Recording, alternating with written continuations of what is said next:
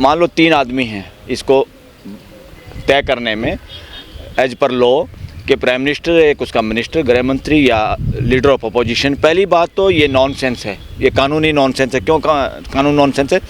प्रधानमंत्री को थोड़े काम है क्या? कॉन्स्टिट्यूशनल पोस्ट बनने के लिए प्रधानमंत्री को कभी भी किसी भी कानून के तहत, अगर पार्लियामेंट ने भी ये कानून बनाया है वो भी इस देश के संविधान के साथ फ्रॉड है। उनको कानून ऐसा बनाना चाहिए जिसमें ना प्राइम मिनिस्टर, ना अपोजिशन का लीडर, ना चीफ जस्टिस। क्या करेंगे भाई? चीफ जस्टिस अपने काम करे, थोड़े काम है क्या चीफ जस्टिस के पास? प्राइम मिनिस्टर के पास थोड़े काम है क्या?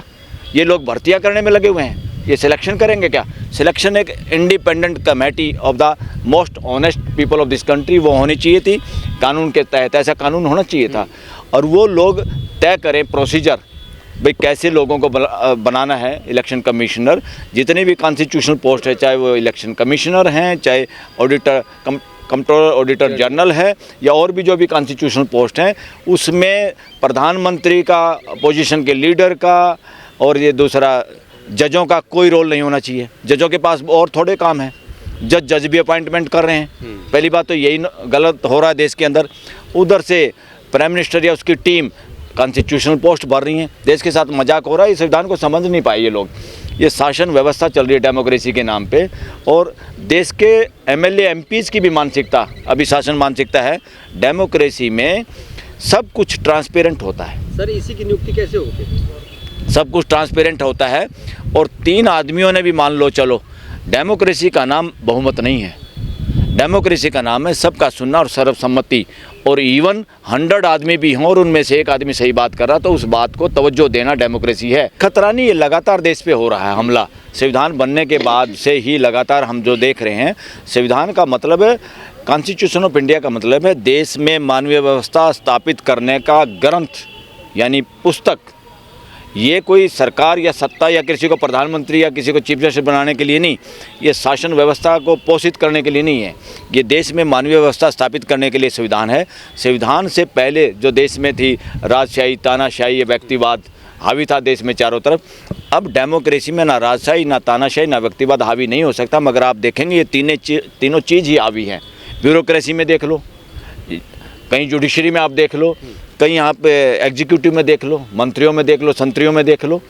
ये और इनका माइंड एक और तरीके से ख़राब है। इस देश में जो घर दिए गए ना एमएलएज, एमपीज़ को या पीएम को, राष्ट्रपति को, इन सब को गुलामी के वक़्त की बिल्डिंगों में इनको बिठाया गया, जो कि राजमहलों की तरह से हैं। जो इस देश की आम जनता इस तरह के घर अफोर्ड नहीं करती और देश की जनता इस तरह रहते। इन सब को उनसे दफ़ा करके फ्लैट्स के अंदर शिफ्ट करना चाहिए ताकि इनके दिमाग में से भूत उतर जाए कि हम राजा हैं।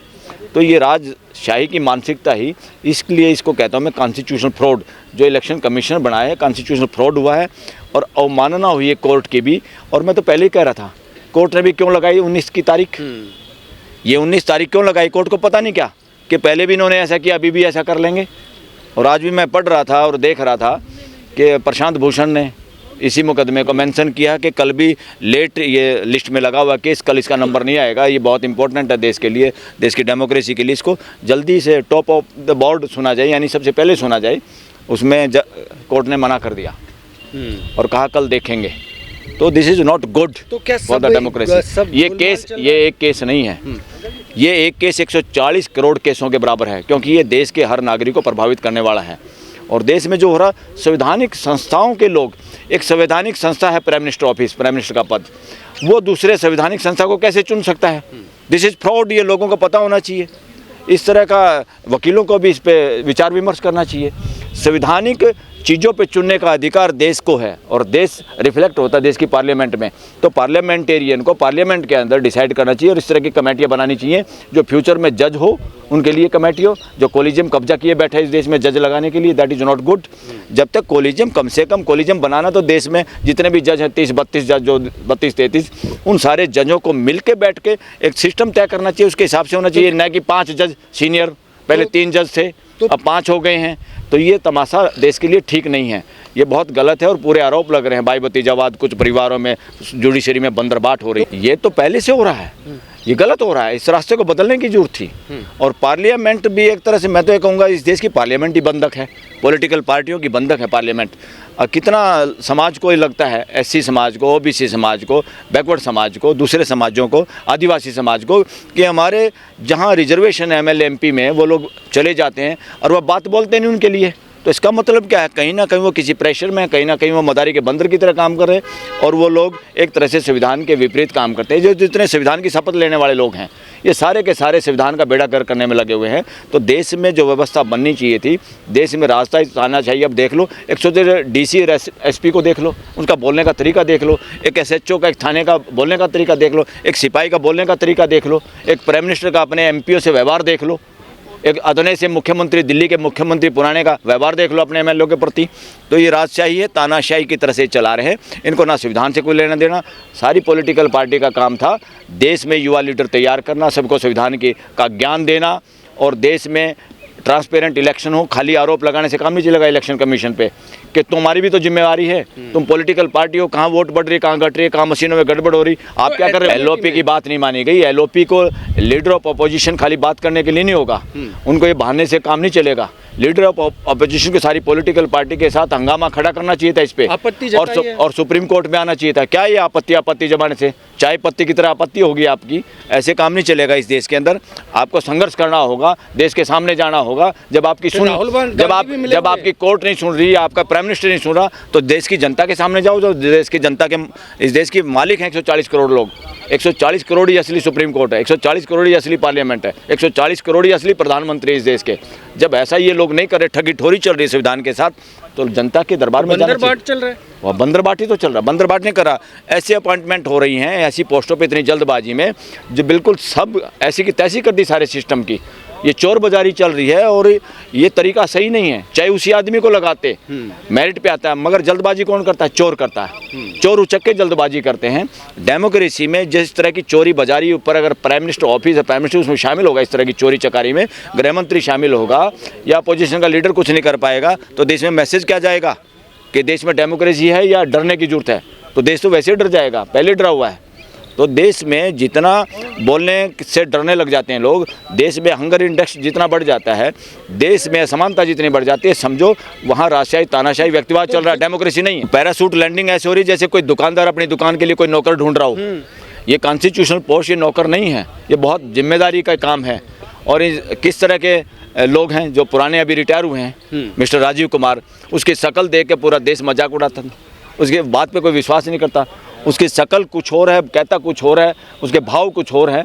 तो इतना ऐसा राजीव कुमार नाम ही रखना छोड़ दिया लोगों ने इस दौरान में कि ये तो बहुत गंदा आदमी होता कोई राजीव कुमार नाम। सर, अब इतना सब कुछ है, जब कॉन्स्टिट्यूशनल पोस्ट होती और मैं तो इसमें कहूँगा, मैं इसमें जिम्मेवारी है हाई कोर्ट सुप्रीम कोर्ट की। इस देश के संविधान का जितना मजाक उड़ रहा है, देश के लोगों के फंडामेंटल राइटों पर जितना हमला हो रहा है, सुप्रीम कोर्ट के जज को ही हटा दिया ना। अरे सुप्रीम कोर्ट के जज को हटाया है। सुप्रीम कोर्ट को तारीख देने से कौन रोक रहा था? डिसाइड करने से कौन रोक रहा था? जो मुकदमा पेंडिंग है, क्या हटा दिया? मैं तो कहूँ हटा देना चाहिए था। मैं तो कह रहा हूँ हटा देना चाहिए। पार्लियामेंट ने प्राइम मिनिस्टर को भी हटा देना चाहिए था, गृह मंत्री को भी हटा देना चाहिए, लीडर ऑफ अपोजिशन को भी हटाना चाहिए था, चीफ। इनका क्या काम है? ये और काम थोड़े हैं इनको करने के लिए। सारे काम यही करेंगे, 5-4 सांड ही देश को तय करेंगे क्या? देश का भविष्य तय करेंगे क्या?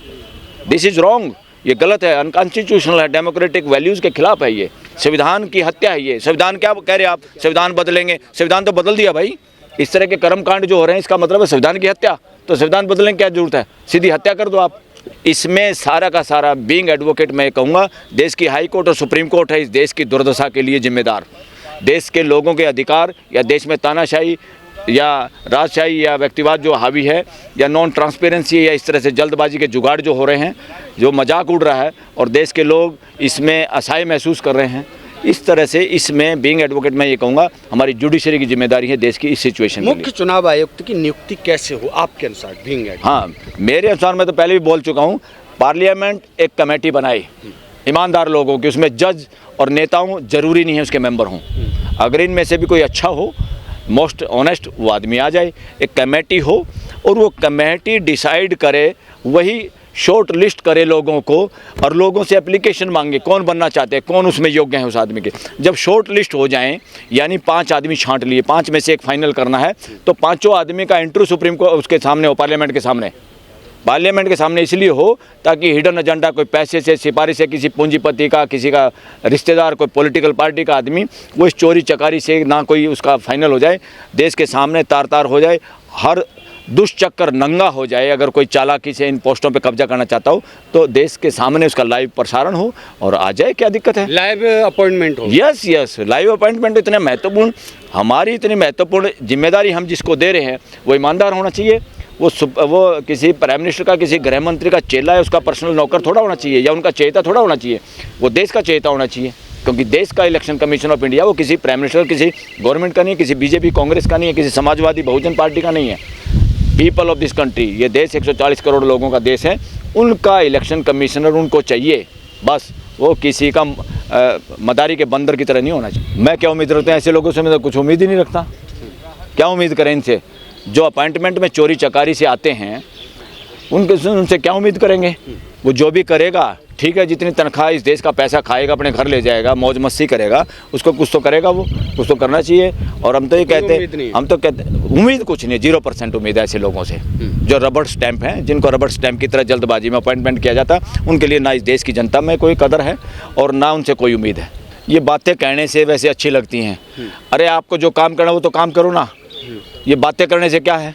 समय पे हथौड़ा मारो ना आप। उत्तर प्रदेश को लेके बोला गया। अरे न्याय का ये खाली बोलने से है, करके दिखाओ ना, जजमेंट के जरिए, ऑर्डर के जरिए। कौन आपको रोक रहा है? यहाँ बुलाओ ना मुख्यमंत्री को, प्राइम मिनिस्टर को, गृह मंत्री को, जो भी बदमाशी कर रहा हो, जो भी गलत काम कर रहा है। सुप्रीम कोर्ट बुला सकता है? अरे सुप्रीम कोर्ट तो अखबार में खबर पढ़ के कर सकता है तुरंत। मैं तो कह रहा हूँ जो लुटियन जोन को देश पूरा लूट जोन कह चुका है, इस लुटियन जोन से सारे मकानों में से इनको खाली करो, इनको फ्लैटों में रहो, इनके दिमाग खराब हो रहे हैं, ये अपने आप को राजा समझने लगे। 70% कानून बनाने वाले लोग क्रिमिनल हैं, अगर वो हटा दिए जाएं तो कोई कानून नहीं बचेगा। अरे मैं ये कह रहा हूँ, ये कोर्ट बोल रहा है। ये कोर्ट खाली बोल रहा है, कर क्या रहा है कोर्ट? ये अपॉइंटमेंट जो हुई है कोर्ट की वजह से तो हो गई, इसमें कौन जिम्मेवार है? इसमें जुडिशरी जिम्मेवार नहीं है क्या? सारा देश को पता नहीं क्या? इसमें कोई साइंस रॉकेट है क्या? कोई मेरे को बताना पड़ेगा, पूरा देश देख रहा है क्या कर रही है सुप्रीम कोर्ट। इतने दिनों से एक पेंडिंग है मुद्दा, वो एक केस थोड़ा है, वो 140 करोड़ के बराबर एक केस है, उसका समाधान क्यों नहीं किया, सुनवाई क्यों नहीं करी? और ये लोग क्या हैं? अब जिन लोगों के सामने संजीव खन्ना जज बन गए, चीफ जस्टिस हैं, 2-3 महीने में रिटायर हो लेंगे, उसके बाद 5-4 महीने में के लिए गवई जी आएंगे, जिसमें बीच में छुट्टियाँ भी हैं मई जून में, उसके बाद सूर्यकांत आएंगे।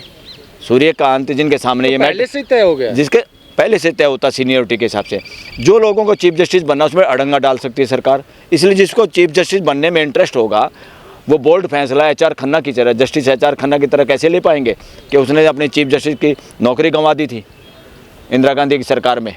ऐसी हिम्मत है कि किसी जज में? क्या है ये? जजों का काम तो ये होना चाहिए कि उनको कोई कल मुझे क्या मिलेगा, क्या होगा, नहीं, सच्चाई के साथ अडिग तरीके से खड़े हों तो देश में हिम्मत नहीं। किसी प्राइम मिनिस्टर की हिम्मत नहीं थी, अपॉइंटमेंट कर देता, सिलेक्शन कर देता, अपोजिशन लीडर के कहने के बावजूद भी।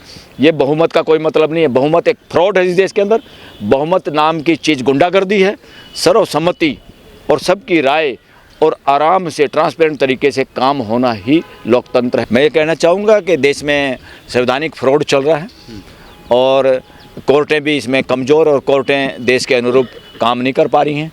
कोर्टों से जो उम्मीद है लगाम लगाने की, जो संविधान के खिलाफ काम करते हैं या जो संवैधानिक मूल्यों को और डेमोक्रेटिक मूल्यों को या मानवीय मूल्यों को तार तार करता है, कोई भी काम, किसी भी सरकार का कोई भी हो, क्योंकि सरकार में रिस्पॉन्सिबिलिटी पावर नहीं है, पावर हाउस नहीं है, ये सब जिम्मेदारी है इनके पास। ये मालिक नहीं है देश के। अपनी जिम्मेदारी काम संविधान के हिसाब से करें, उसको इस तरह नहीं लें कि आप लाट साहब बन गए, आप राजा बन गए हैं देश के और मेजोरिटी है, मेरे पास एक वोट ज़्यादा है, मैं जो मर्जी कानून बना दूं किसी जाति के खिलाफ, किसी रिलीजन के खिलाफ और कुछ भी बकवास कर दूं। ये संविधान नहीं कहता।